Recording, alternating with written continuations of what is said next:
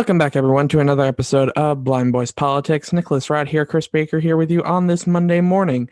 Chris, how are we starting this week as far as the weather is concerned? In Los Angeles, California, it is partly cloudy 73. In Houston, Texas, it is partly cloudy 85. In Chicago, Illinois, it is cloudy 73. And in New York City, it is partly cloudy and 72. Oh, all right. Another Monday. We're here again. Chris, are you happy that it's Monday? Well, I don't have to, I can't say I don't have to do anything today. I choose not to do anything today. Oh, there you go.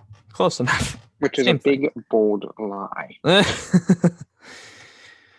Well, happy Memorial Day, everyone. Yeah. I mean, I don't know. It doesn't feel like Memorial Day because memorial celebrations that usually go on, it's not happening. But traveling is, traveling's up. I personally don't know anyone that's traveling. But nevertheless. Yeah, no, I don't know anyone that's traveling either, but we will get into some talk about travel here in a little bit. But you're right, traveling definitely does seem to be up at this point, and doesn't seem like it's going to be slowing down either.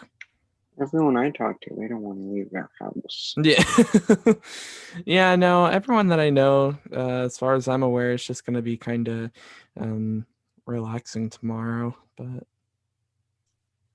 we'll be probably there.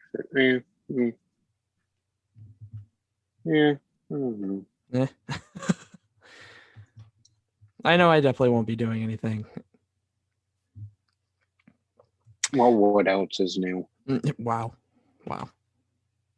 Wow, you walked right into that one. Speaking of doing things Memorial Day, I know you said on Friday that you had some landscaping that you were going to be doing, some things in your yard. Have you succeeded in any of that? No. Just no. Oh. Because we've had rain straight for the last 48 hours. Yeah, we really have. I have a puppy, and I have a sad, depressing weather forecast. Yeah. I've been sitting on my butt, mourning for the day the sun comes. Yeah. I just want the sun back. Is that too much to ask for? Well, actually, no, for once. It looks like it's going to be coming back here this week, so you'll have that. I want summer. I don't want winter back. Well, luckily it's supposed to warm back up, so we're heading back in the right direction. 85, 90 degree days. Yeah, we'll be there. Just give it another week. Good. Glad you're the forecast meteorologist. Yeah, I've been checking the weather a lot lately to see if we're starting to head back into those warmer temperatures, and it looks like we are. Thank God, because yeah, like you, I'm ready for summer, ready for the warm, ready for the sunshine. In parts of California this weekend, it was 105. Jeez. No, I don't want that. I'll pass on that. I wouldn't mind it for one day. Maybe for a day, I could stand it, but... You know why I wouldn't have a problem with it? Why is that? I have this little thing called central air. Yeah. And see, you would be hating it, but I wouldn't, because I would just be sitting in the AC all day, not a care in the world. I wouldn't necessarily be hating it, because I do have AC, so that would be fine. But it's not central air. But it's AC, and that's all I care about. I'm telling you, it's not the same. Yeah, but the one thing that would really, really suck about 105 here in New York is that the chance of the humidity being added on top is so high because it's so humid here a lot of the time, especially in the summer, that it would probably just be even worse. I must be turning into a gardener because when you said the bad thing, I thought you were going to say all of our grass would die. Well, I mean, we saw. I got news for you, buddy. All the grass is already dead. Yeah, I was about to say we've been seeing a lot of that anyway because of because of no rain, but now it should be coming back to life. Starting to perk up after. Yeah, but enough with Chris's gardening hour. I suppose we should get into a COVID-19 update. Yeah, no talk of the talk this morning. So we get right into a COVID update. In 41 states, COVID positivity is down. 11 states have reached the government's goal of 70% of adults with at least one shot. Those states are New Mexico, Pennsylvania, Maine, New Hampshire, Vermont, Massachusetts, Rhode Island, Connecticut, New Jersey, Maryland, and Hawaii. The last hospitalization in the state of Alabama left Sunday morning. 50% of adult Americans have at least gotten one shot, and the Biden administration has asked the World Health Organization to investigate the origin of COVID 19. Now, on a related subject, the CDC on Friday released new guidance for overnight summer camps. This comes after the FDA gave Pfizer emergency use authorization for children ages 12 to 15. So, what is the updated guidance? The camps should recommend that campers and staff get vaccinated if they are able to do so. If the entire camp is vaccinated, no one needs to socially distance or wear a mask unless there are specific state or local laws. For people who are unvaccinated, masks are still recommended when you're indoors. And they also recommend that you have cohorts of people and try to keep the cohorts from mixing. If someone tests positive for COVID 19 and is unvaccinated, they do need to quarantine. Those who are vaccinated do not need to quarantine unless they show symptoms. And the guidance says to support those who still want to wear the mask. Most states are allowing summer camps at this point. They're allowing them to resume. So, to see if your state is allowing this, check your state's website. You may remember way back in August, one of our very first reports that we covered, Airbnb was banning house parties. Well, the company announced last week you can forget about your Airbnb summer house party this year, too. The company is extending the ban policy until at least the end of the summer. The policy says if you are renting an Airbnb house, you cannot have more than 16 people staying there, regardless of the house size, are both enforced by the owner of the house and the renter of the house.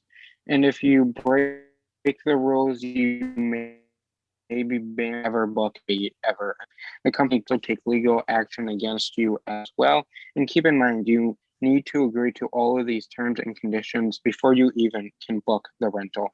The company says if you, the renter, have a string of negative reviews from homeowners, you will not be able to book any single night reservation during the 4th of July holiday. So, like we talked about earlier in the episode at the beginning there, travel does definitely seem to be up, and it's kind of being supported by the TSA. And if you are planning on getting on a plane anytime soon, you better be prepared to wait. And you better also bring your mask. The TSA says that with the summer coming up, travel's back to full swing. And the numbers prove it. Americans want to get out of town.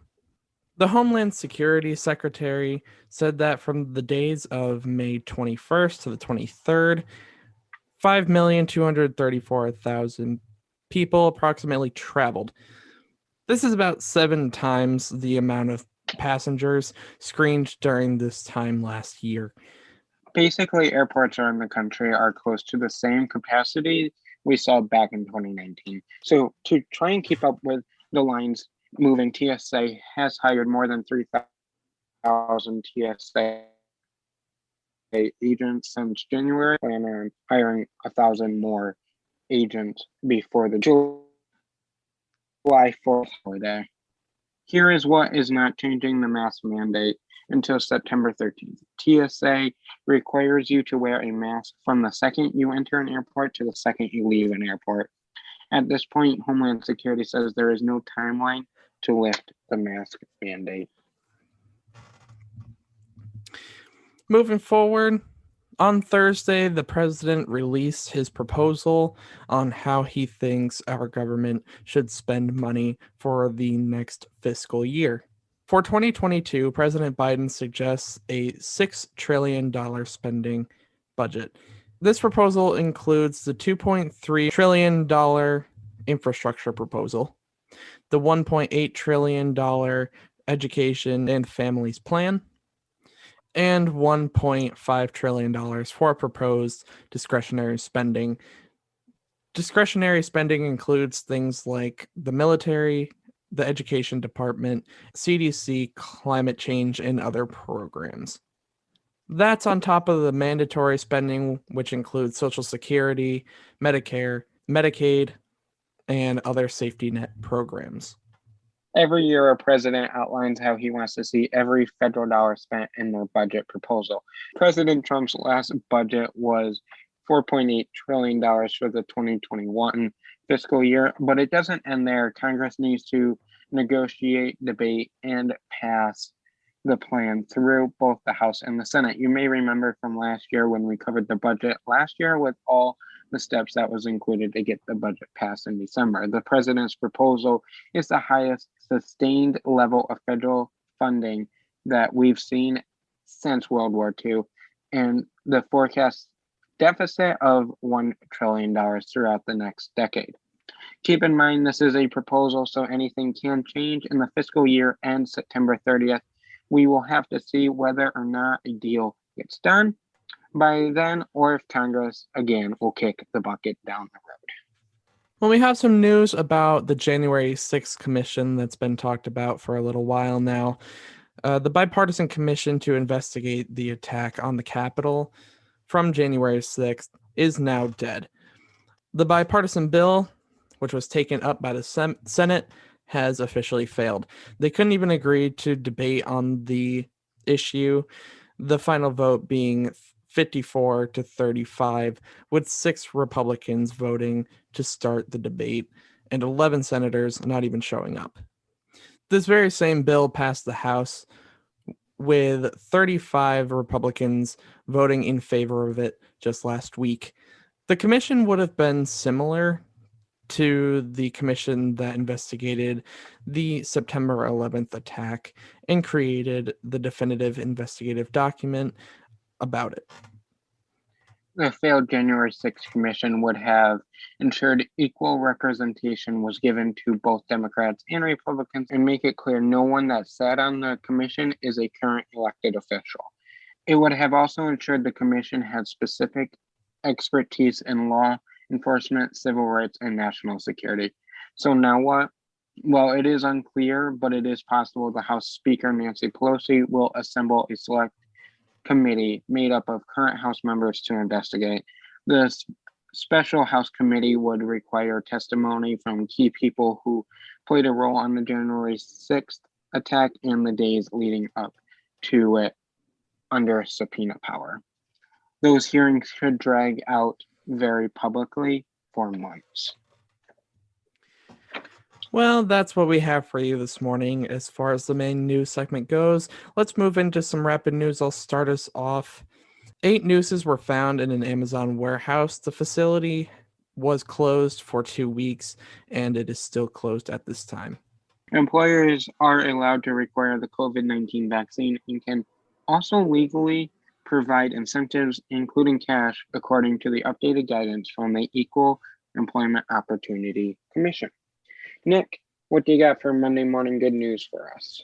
All right. So recently I had a story on here about someone who's been paralyzed for over a decade being able to write using a chip in their brain. Well, even more amazing technology is being created to help people with paralysis just kind of live their lives again. And I have another one of those stories here this morning.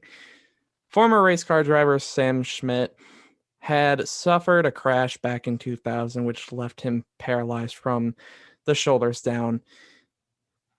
And, he's, of course, been in a wheelchair ever since, hasn't been able to walk at all. Well, some new technology has been created. It's described as an exoskeleton, which support his legs. and allow him to basically walk using that technology. At the moment, with this technology, he still has to be supported by someone from behind him, but he's able to get up and actually walk using this technology. Um, just recently, he got the opportunity to dance at his daughter's wedding, and scientists are currently working on being like advancing the technology so that he doesn't need to be supported and can walk all on his own. And this isn't the only major thing he's been able to do. He's actually been able to get back to racing thanks to a car that was created that he was able to function just by using his head and motions with his head. So he's been able to take huge steps forward and kind of just regaining parts of his life over the years, and hopefully they are able to advance that technology even further. Huh. You know, this is a really good story all the way around, obviously, don't get me wrong. But I feel like the best part about this was that modern technology, modern medicine gave a man that 10, 20 years ago the opportunity to dance at his wife's wedding, at his daughter's wedding that 10, 20 years ago, that wouldn't have been possible. Absolutely, no way. And just like imagine the emotional factor in it all. Um, Getting that opportunity, how that must have felt for him. That's Like one of those it's surreal things.